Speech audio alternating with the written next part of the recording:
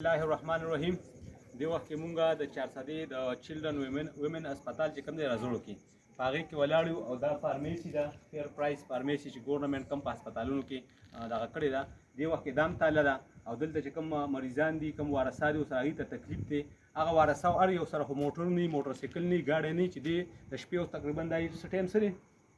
12 بجې دي او د شپې 12 بجې دي دوی به 400 مین چوک ته ځي چې هسپتال مخې ته چې کوم میډیسن والي هغه هم بند دي دا هم بند دی اخر دی دا کم ظلم دی ته ماته دلته ایډمنسټریشن نشته ایم اس نشته دلته دی به څه کېږي مونږ دا ویو د جماعت اسلامي د یوت دا راهی چې په دې دستۍ کې کار وشي که نه مونږ به د دې خلاف بیا راوځو ځکه چې د خلکو ته تکلیف دی دلته هر ناپرسان دی نه انتظامیه شته نه نور څه تپوس والا کولو والا څوک شته دلته ټول ایم پی ایګان منسټران چې کوم دی پاتې شو هېڅ تپوس نشته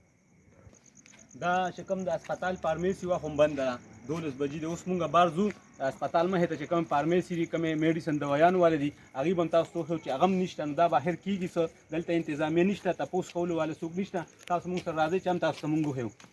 د چلډرن ویمن هسپتال د زړو دا حل دی بیا خو فارمیسي هم ټول راوله چې کوم میډیسن والا دي دلته دا هم نشته ګوره